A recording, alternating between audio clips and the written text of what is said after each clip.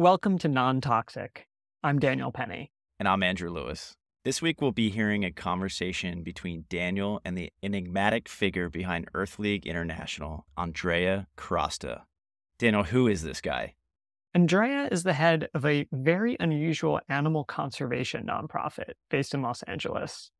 He's an Italian with a background in intelligence and private security who had this epiphany while on a business trip in Kenya a few years back when he saw all of these elephants that had been slaughtered for the ivory trade. He basically decided to dedicate his life to fighting the problem of wildlife trafficking. But instead of adopting elephants or paying for park rangers, his group infiltrates wildlife trafficking operations all over the world.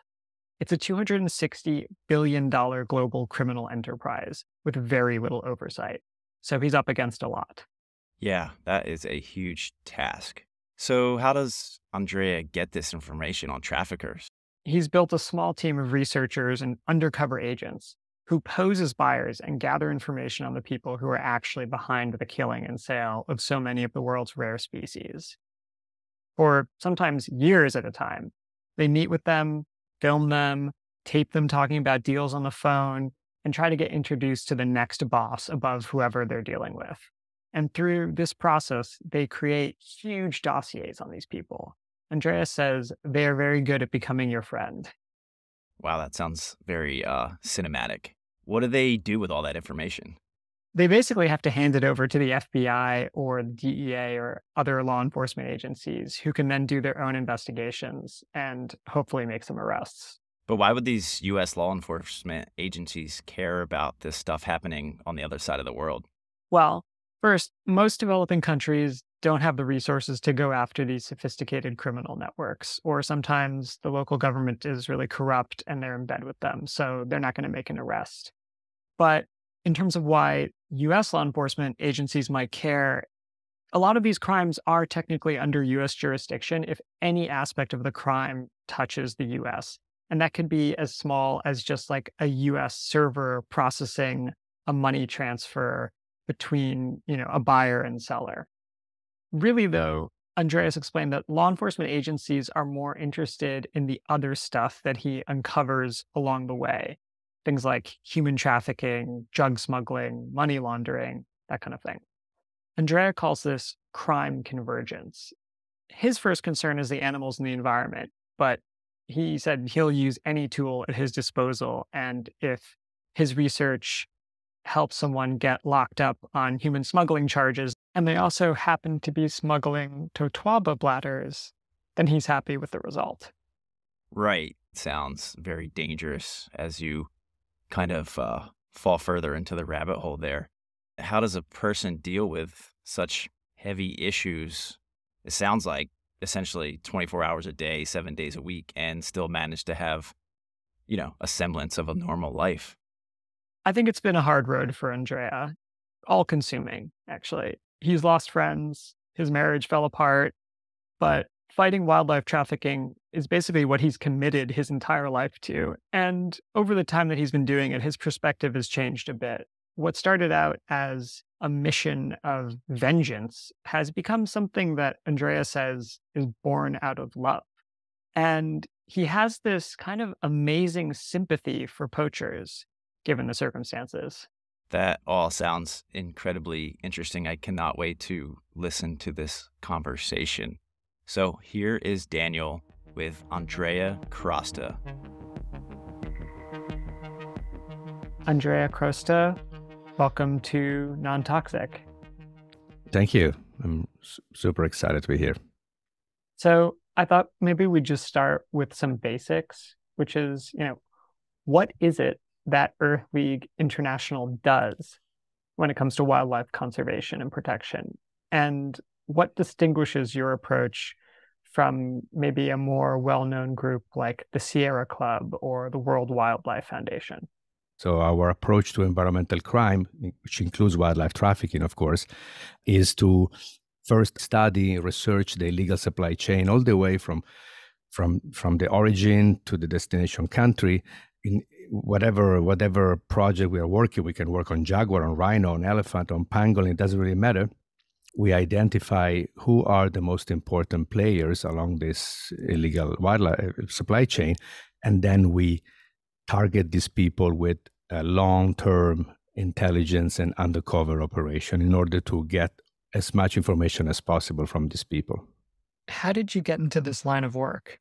It started all about 10, 12 years ago. I was in Kenya, and I was, with my previous job, I was working in the private sector, high tech applied to intelligence, investigation, homeland security, anti-terrorism, anti-piracy. And this company had a client in Africa, in Kenya, and he was a former prime minister of Somalia who had a lot of security issues because he was fighting against the well-known terrorist group Al-Shabaab in Somalia. So he needed a lot of security for his family, for himself, because he survived, I think, 7 terrorist attacks. So this guy was really. So I was working with him. And at the same time, it was right in the middle of the elephant poaching crisis when we were losing 30, 40, 50,000 elephants per year for the ivory trade, legal ivory trade. And I was going out with the rangers of the Kenya Wildlife Service, and I witnessed this awful, terrible scenes that you can imagine: an entire family of elephants gunned down with AK-47 and then butchered to get the ivory. And I would never forget the expressions on the faces of the rangers looking at this scene, and the entire world was asking them to solve the problem. And I thought, this is, apart from being stupid, is really unfair. How can you ask this poor ranger, don't even have boots to walk in the bush, to fight the most sophisticated trafficking networks in the world? It's going to happen. And it was a point of my life when I was tired of the security industry. I was really unhappy. And I thought, okay, I think that's the way, that's the call. I'm going back to my original passion, nature and wildlife and animals, and I'm going to build something different. But I didn't want to replicate the work of another NGO. And so I started asking myself, okay, I put the elephant poaching and the ivory trade in the context of the wider sort of umbrella of environmental crimes, which includes, deforestation, illegal timber, illegal fishing.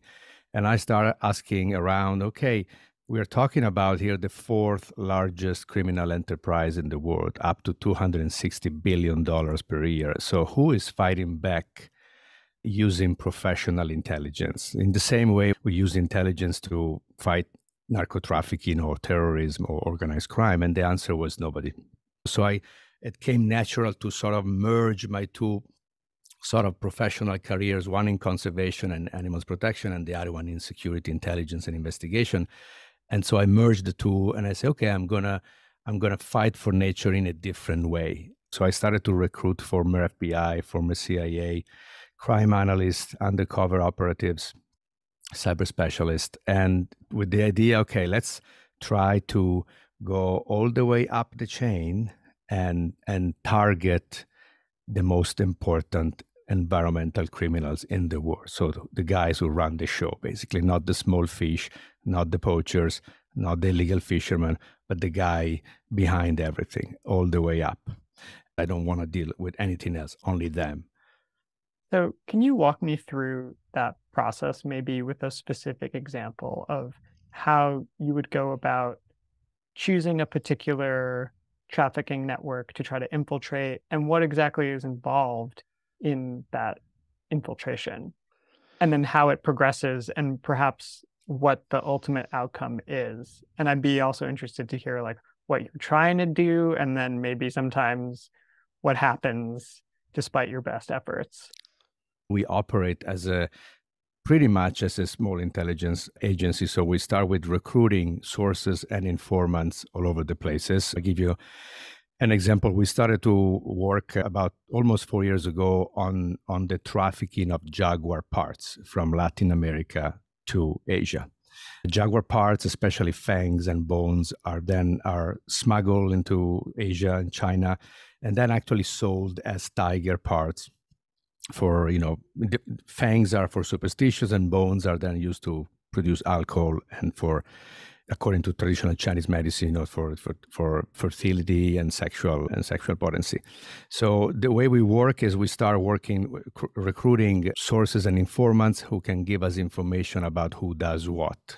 We started from certain people in the country that we know already are involved. And then from these people, we try to understand, okay, but who is your boss? Who is your boss? Who is run the show? Who is putting the money? Who is investing? Who is actually making the real money from this? And once we identify the the big international traffickers, are very often are not just international traffickers, they are businessmen. They do a lot of, they mix a lot of legal and illegal business. There is a So lot of, they're dabbling yeah, sometimes. absolutely. And there's also a lot of what we call crime convergence. And in fact, we are experts on environmental crime convergence, which is the convergence of environmental crimes with other serious crimes like money laundering, human smuggling, human trafficking, sex trafficking, narco trafficking.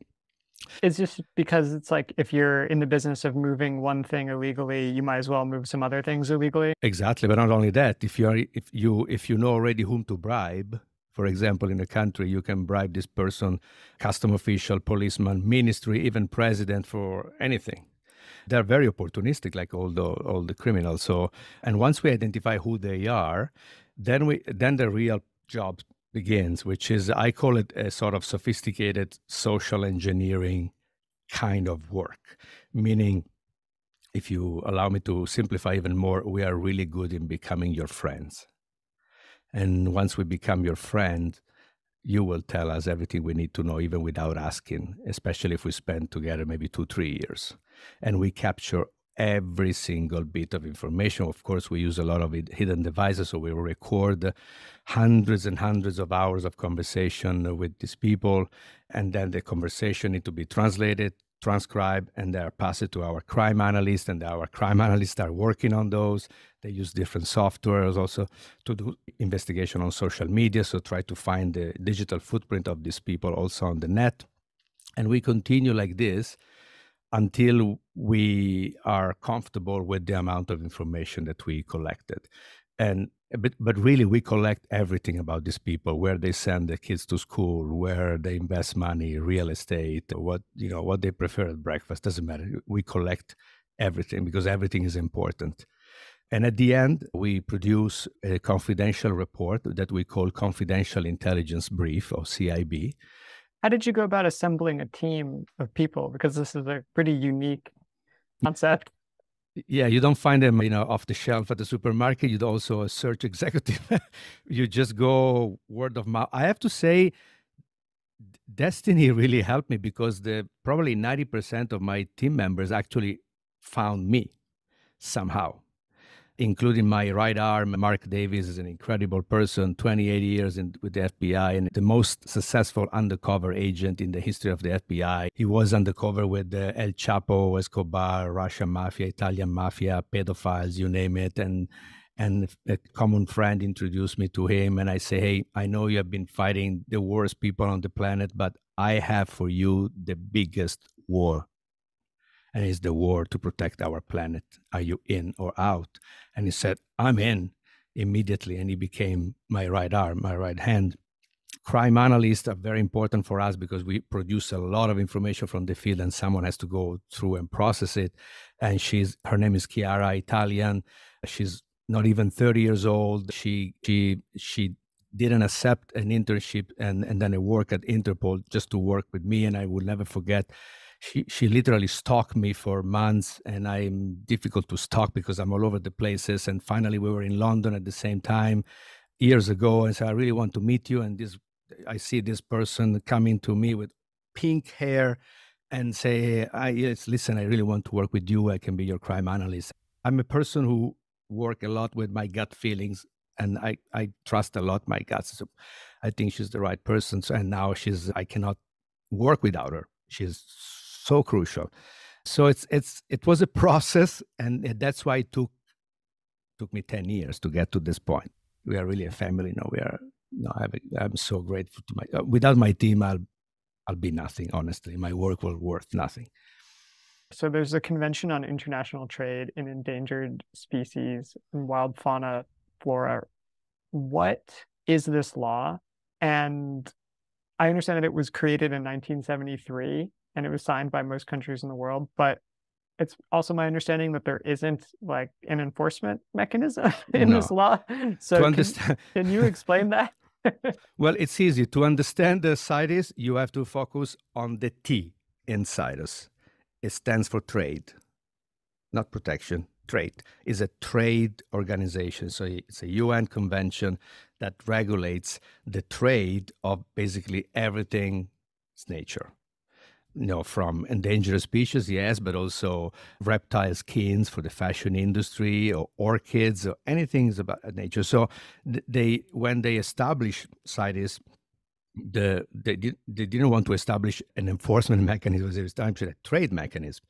And if I've been to dozens of CITES conferences around the world, and they spend hours and hours and hours, for example, to assign to different countries different quotas to export this or that. That's their job. And then in the meantime, environmental crime, wildlife crime became a thing, became something really important. And they were not equipped to deal with that. And they're still not equipped to deal with that. It takes years to sanction a country because they are not. And this is the only enforcement mechanism that they have, more so to speak, although it's not really enforcement, is a ban. It's a trade ban. Okay, so you are not protecting this species. Okay, I'm going to ban your export of orchids. So I hit you, where it's painful.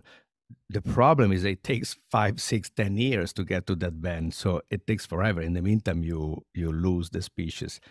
Great example is the vaquita purpose. We have been working on this issue for a long time. In Baja California, Mexico is the rarest mammal in the world. We believe there are less than 10 individuals. Purpose is still, swimming in the Sea of Cortez. And we have been asking CITES for a decade to pressure the Mexican government and the Chinese government to do more. And only now they're waking up. So it's not their job, unfortunately. It is an important convention, and so we usually rely on different sets of laws, international or local. But again, as I stress every time, to have a law, it means very little to have a law and not to enforce it. Okay, I'm Italian. We invented the having a lot of law and not following the laws and not enforcing the law. So it means nothing. You have to also to be prepared to enforce the law, whatever it is. And that's the problem in many, many countries around the world where we work. I want to talk about working with law enforcement. I would say, as a sort of general rule, not a huge fan of cops on this podcast, but we understand the necessity in this situation for law enforcement. Can you talk a little bit about how that works, and then also maybe just what the limitations are of working with different law enforcement agencies? Yeah, so first of all, we work sometimes with law enforcement in the United States and sometimes local. We help Mexican law enforcement, Bolivian law enforcement, South Africa, Thailand. We try to do our best. And the CIB is only for trusted law enforcement partners, not for the public. The last mile is absolutely in their hands, not in our hands. They have to start an investigation. They have to redo, at least partially, what we did. And then hopefully, if successful, there are arrests and prosecutions. And so it's a long-term game, especially if you go after the big fish. It takes time to understand. But the sort of the beauty of the interesting part of our approach, which is crime convergence, when we share this confidential brief with law enforcement, this brief doesn't contain only about stuff about wildlife crime or environmental crime. There is a ton of information about other serious crimes, money laundering, human smuggling, sex trafficking. So we're giving law enforcement the opportunity to attack these networks and these people using different angles and different laws. And actually, I'm very happy every time they charge these people not for environmental crimes or wildlife crime, because it means that they can charge them for more serious crimes. You have to see us as, for us, earth and wildlife, so forest, this is our clients. So I consider them our clients. So we do whatever it takes to protect the rights of our clients. And sometimes to do that as a lawyer, so to speak, you have to work with law enforcement. Sometimes you have to work with another government entity. Sometimes you have to work with the media. Sometimes it's let's do a documentary. It doesn't really matter. My client comes first. And then we decide, okay, what is the best way to protect your interests right now, to protect your rights? And so that's how we decide. You mentioned a moment ago pressuring Mexican government about the plight of the vaquita, but also the Chinese government. A lot of endangered species are winding up in traditional Chinese medicine. I don't want to say it's all China, but also it seems overwhelmingly that Yeah. China is the final destination for these products and these animals. What's going on there? Yeah, at the moment, China is, let's say, destination number one for the vast majority of wildlife products from around the world. It's because of the sheer size of China, it's because of their culture, it's because of TCM. But again, let's not forget that the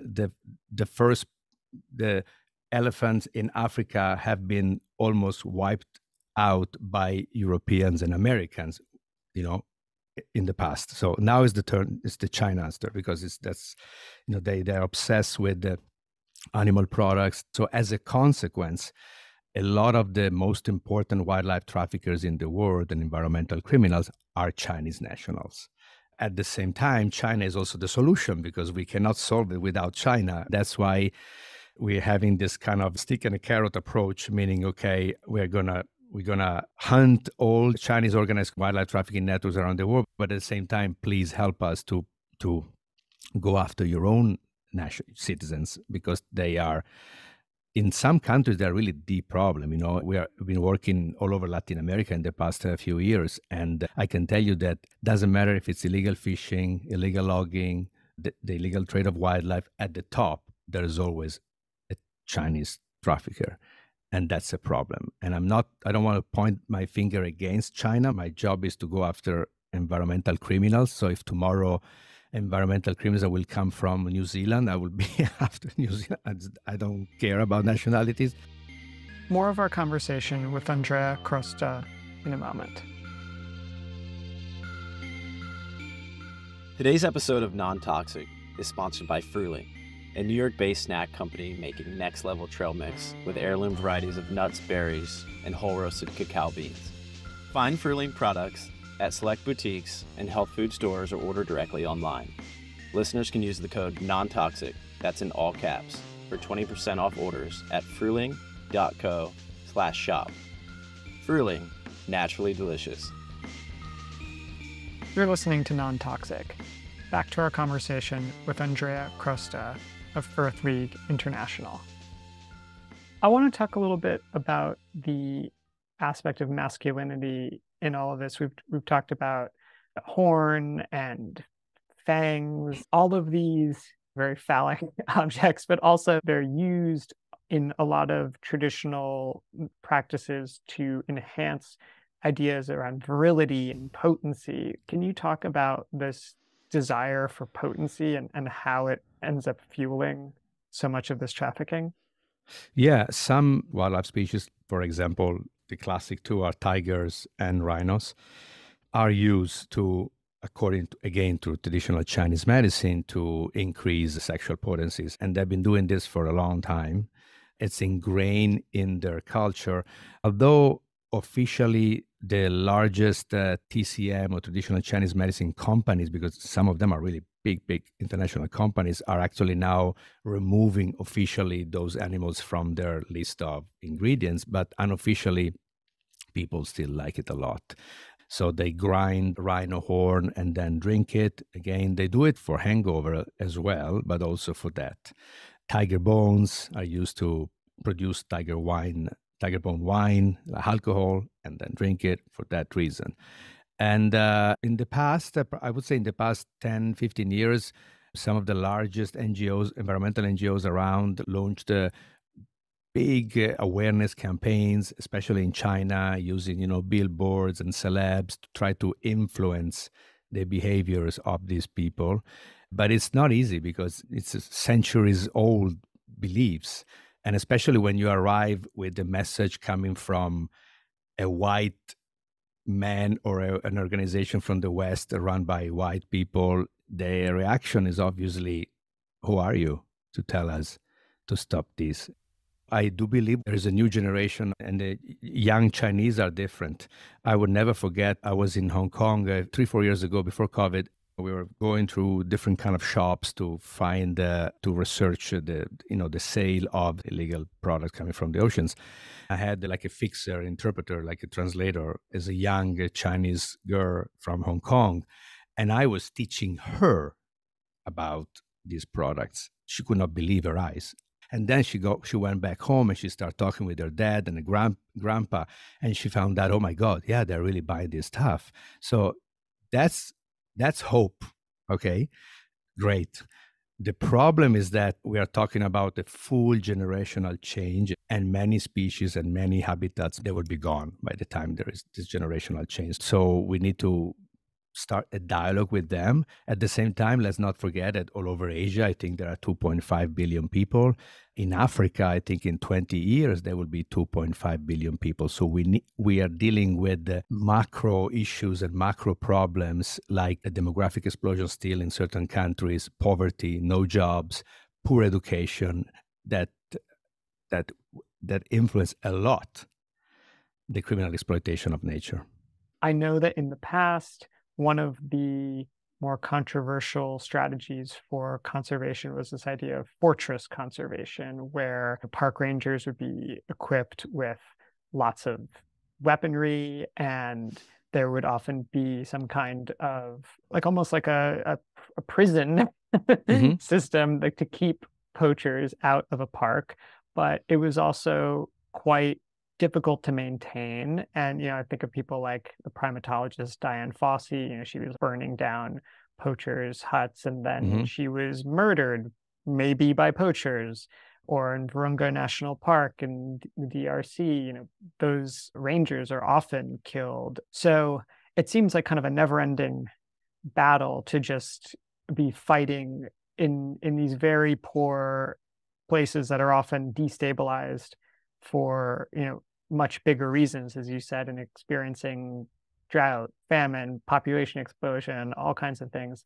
So I'm curious, I know that you have to talk to people who are funding your organization, and they're saying things like kill the poachers. How do you explain to them we can't just like kill everybody, because it's not about evil people who are doing the poaching? It's like a bigger issue than that. Yeah, that happens all the times. This is also a very important issue called the militarization of conservation that started a few years ago, and all of a sudden you have paramilitary groups all over Africa. Some African countries also pass like a shoot on sight and shoot to kill policy. You just see someone in the park and you just shoot him, and it's so wrong at so many levels. Not only ethical and moral, of course, but also is really counterproductive. It's really stupid. I live here in Los Angeles. Every time we organize either a fundraising event or any kind of event, I just hear that, oh, let's kill them all. And I have been fighting these ideas for years. And I was at the sort of a fundraising event for an organization in New York a few years ago, and one of the board members of this organization reached out, approached me and asked, I don't understand why these people don't get a job. And, and what do you answer to somebody like this? You really don't get it. You really don't know the planet where you live in. A lot of people out there, including donors, who still think that that's the way to go. Trigger happy white people, white men that wants just to, okay, we can solve this problem just by kill all these people. So that's exactly why we chose a very different approach. We just don't deal with poachers. I just want to know who are the most important traffickers. Just to give you an example of the difference, right? A month and a half ago in California, law enforcement arrested near San Diego two of the most important wildlife traffickers I think ever arrested on U.S. soil. Both Asian, big into Totoaba vaquita, but also shark fins and seafood. And one of these two persons who got arrested, she's a woman. She lives in Park Avenue, New York. So these are the traffickers, okay? But it's so difficult to explain to people that they are the problem and not the guy in Africa. And it's so easy you see a poacher, you see what they do, and it's so easy to say, okay, that he's the villain. Now we have a villain and we have to destroy the villain. Unfortunately, it's the wrong villain. is really not even the villain, because I would put you from New York there all of a sudden with no jobs, with a big family, with a completely lawless country. You have to imagine, I call it the temptation factor. These are people who makes $1 a day, and they have to walk 2-3 miles every day just to get water. Okay. So when someone is offering you 3-4 years of salary to kill an animal, you need to be a hero to say no. And by saying yes, you become the villain. The whole world will hate you and will want you dead.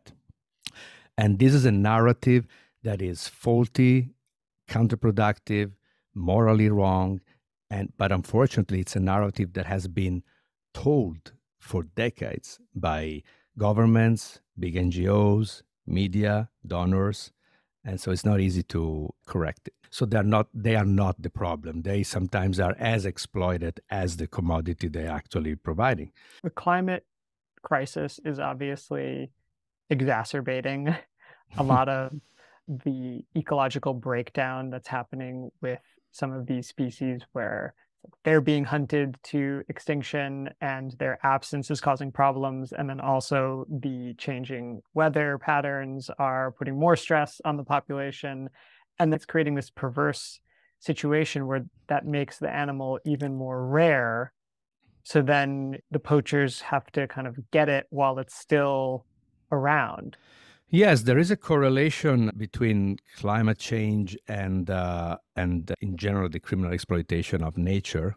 Many traffickers, we know because they told us, are actually counting on the fact that this specific commodity of that species will get rarer and rarer and rarer, because their plan is to make a lot of money now in this generation. They don't care about what will happen after them.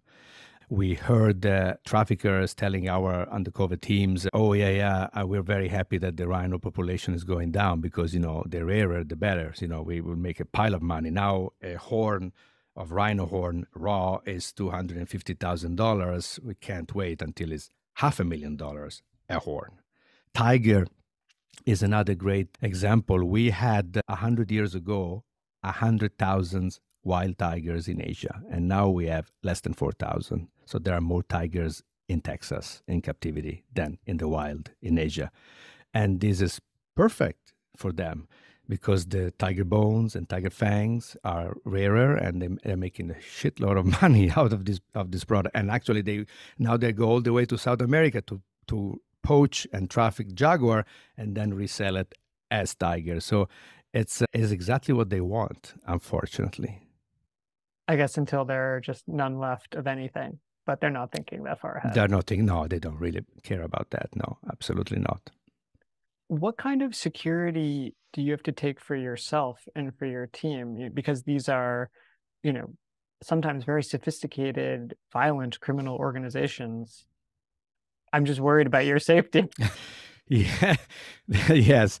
It is a concern, of course. I try to keep my profile as low as possible until 2017-18, when we said yes to a request from a production company and also from a production company to be in a documentary, a big documentary on Netflix. It's called The Ivory Game, co-produced by DiCaprio, on elephant poaching and ivory trafficking. We were in the middle of our work and they reach out to us and they say, you want to be in this documentary? So we thought about it.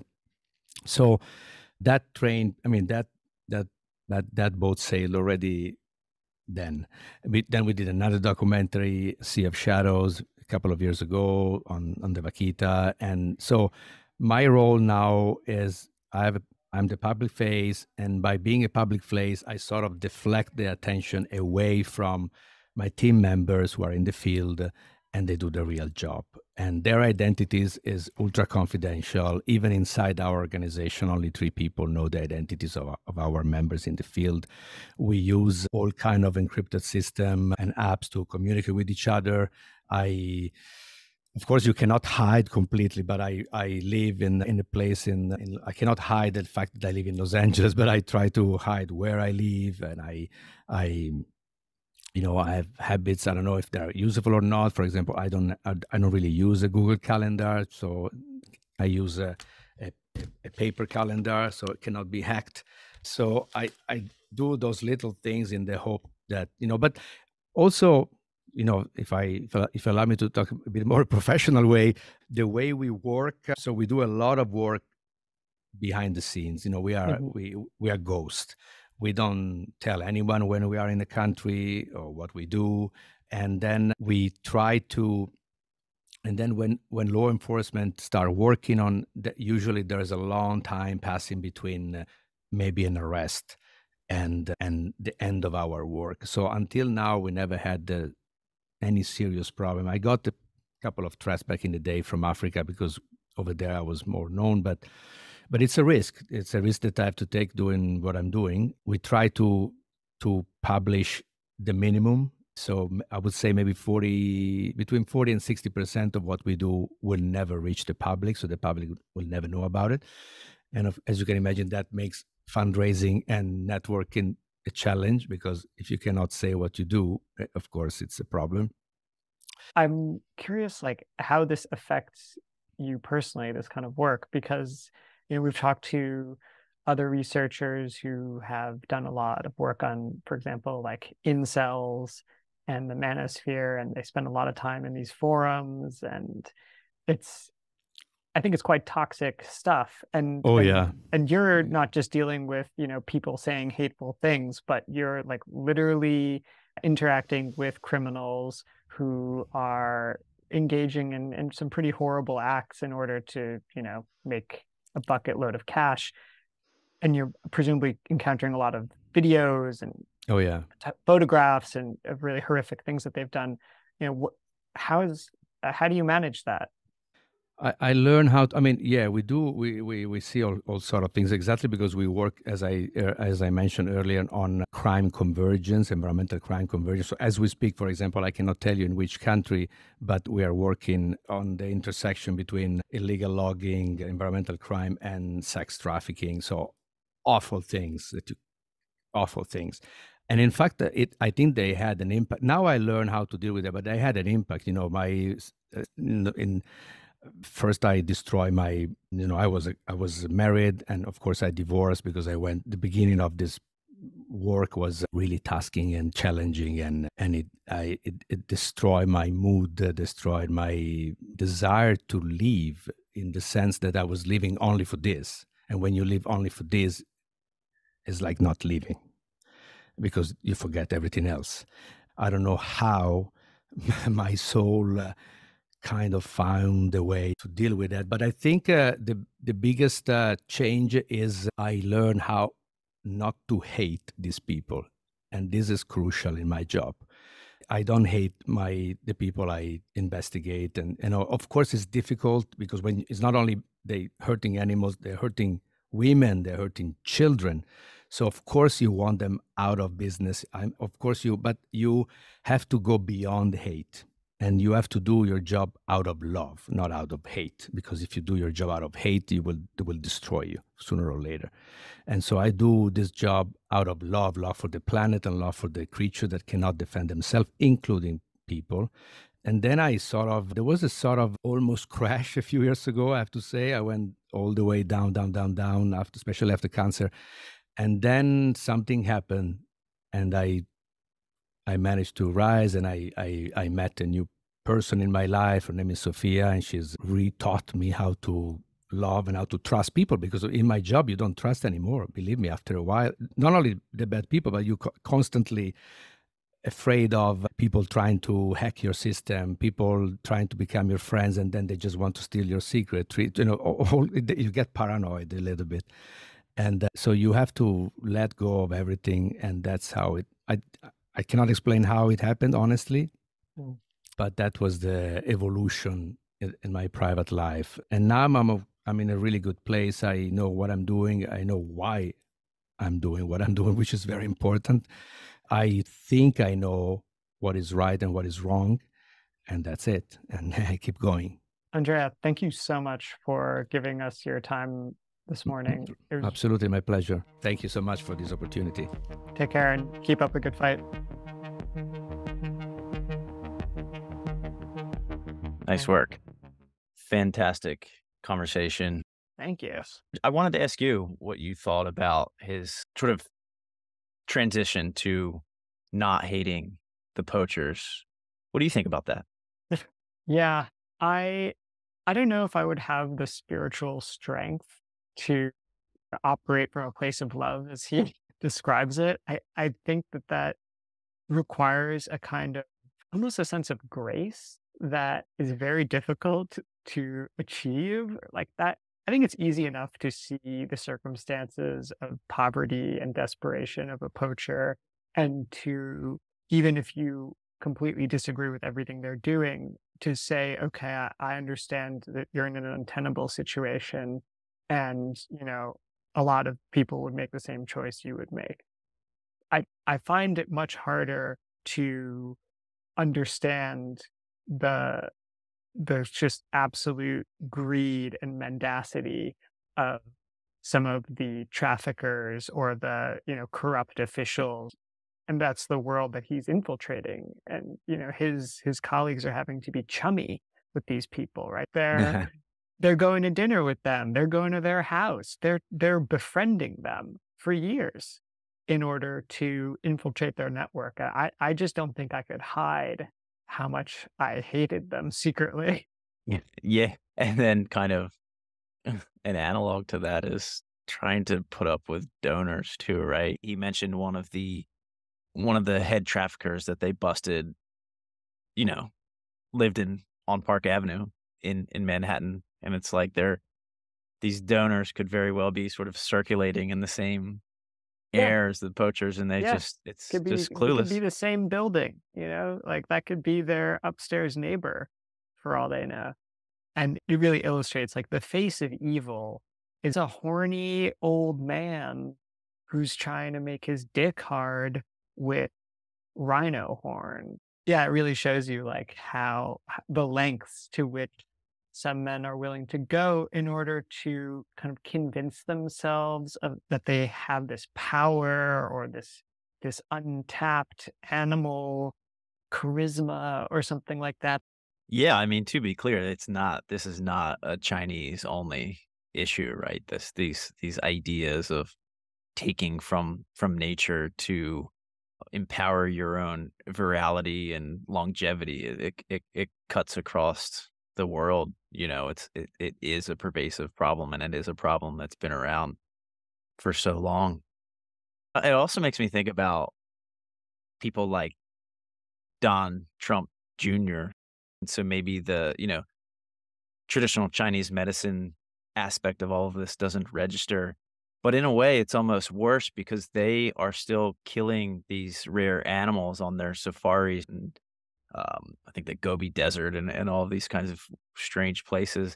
And their power, the thing that sort of gets their dicks hard is just a picture, right? What is worse, you know?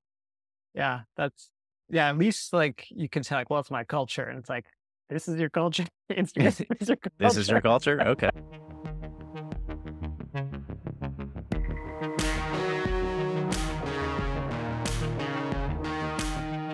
And that's it for our show this week. Non-Toxic is a production of Loose Thread Studios, hosted by me, Daniel Penny. And me, Andrew Lewis. Art is by Sam Creasy. Music is by Nathan Sharp. We'd also like to thank our sponsor for this season, Fruling, and all of our patrons. You can sign up to become a patron of Non-Toxic at www.patreon.com/nontoxicpodcast. Obviously, this stuff doesn't produce itself, so we'd really appreciate any help you can give. And we've got some excellent swag for our patrons, for those who want to help make the show happen. You can also sign up for a monthly non-toxic newsletter at nontoxicpodcast.substack.com. We'll be keeping you in the loop on announcements about the show, climate news, and weird weather. Finally, if you're a fan of the show, please rate and review us. This is what helps the mysterious algo put us in front of other would-be listeners. And of course, the best way to help us get this podcast to other people is for you to tell somebody you know about it. Help us spread the word.